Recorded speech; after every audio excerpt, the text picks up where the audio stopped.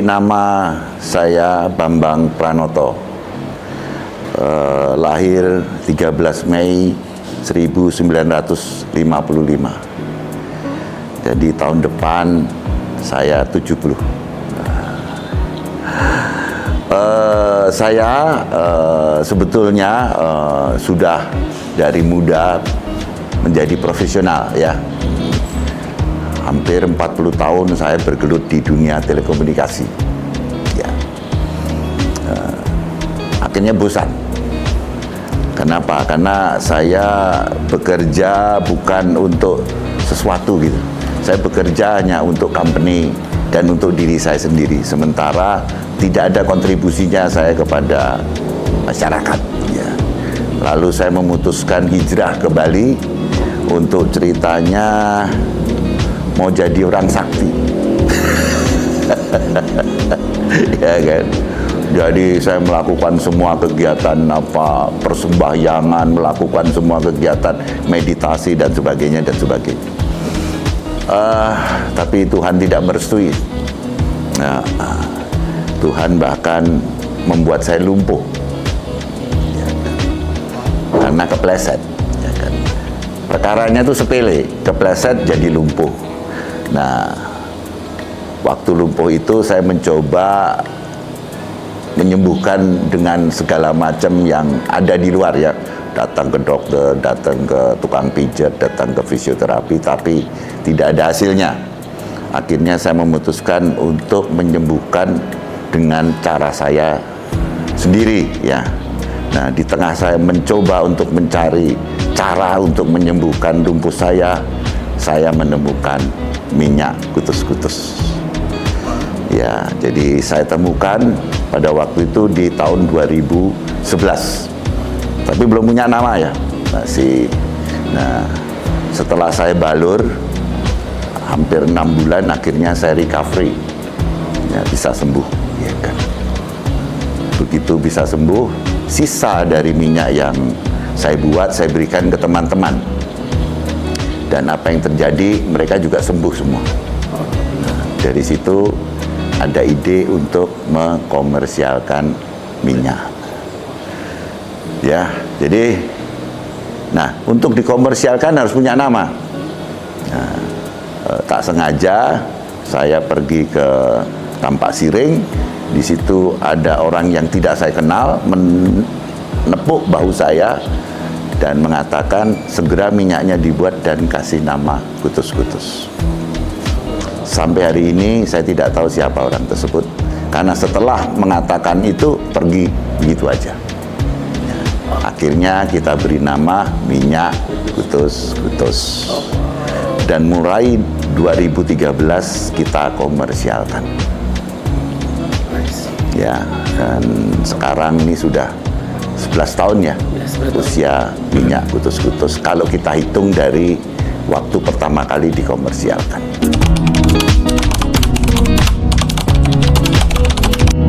Ini adalah ujian berat dalam hidup saya. Saya telah membina dari kutus-kutus yang hanya 500 botol sebulan bisa menjadi ratusan ribu botol sebulan. Ya.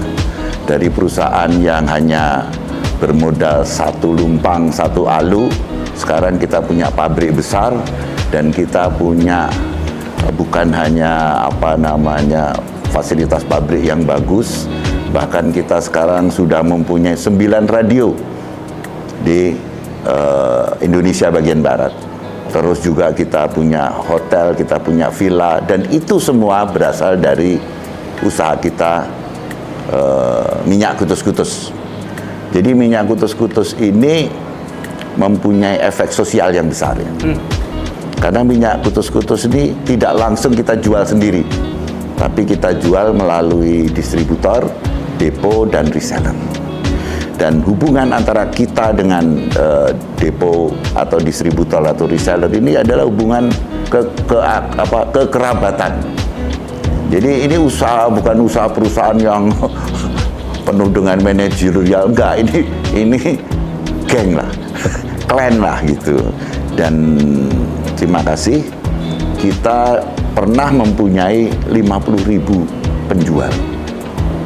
dan 50.000 penjual itu bisa rata-rata mendapatkan penghasilan sekitar 25 juta sebulan bersih.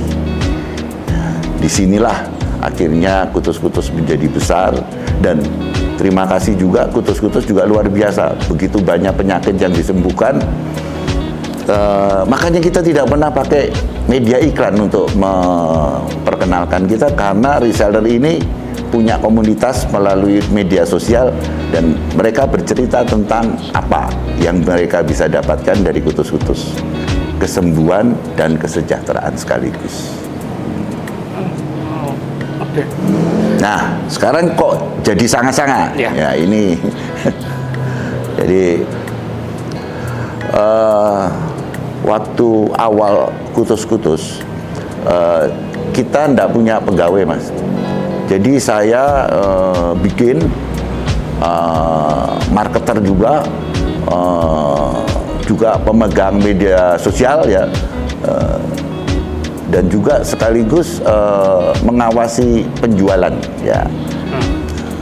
Untuk itu, karena saya lihat Kutus-Kutus perkembangannya bagus, maka saya minta kepada anak angkat saya, sebetulnya juga bukan angkat karena tidak pernah diangkat, itu bawaan dari istri saya.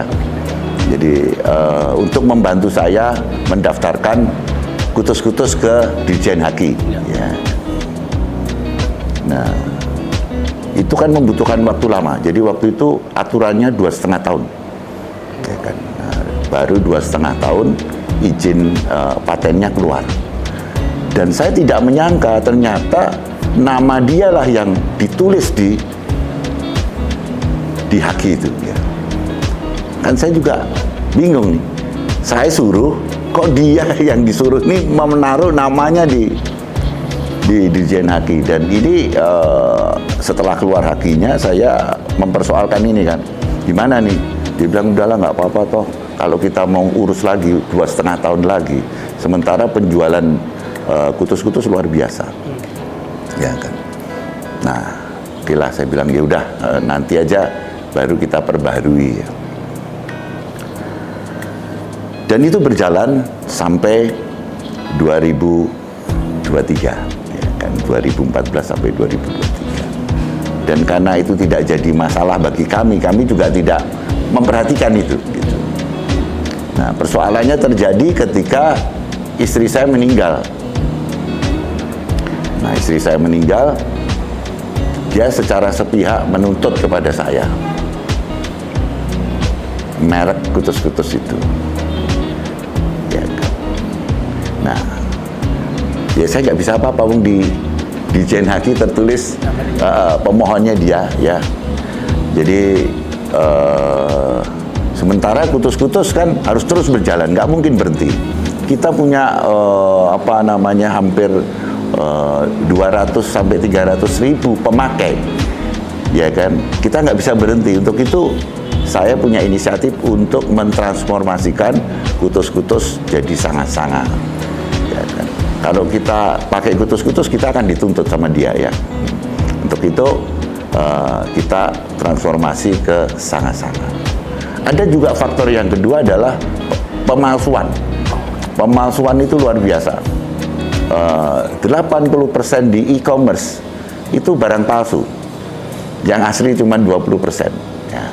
Jadi dengan kita migrasi dari Kutus-Kutus ke Sanga-Sanga, mereka kan akan kecelik kalau bahasa Jawanya ya. Kadang kita tertipu ya. Jadi dua faktor itu yang menyebabkan kita harus bertransformasi. Sangat sedih, saya sangat menyesal, tetapi tidak ada jalan lain.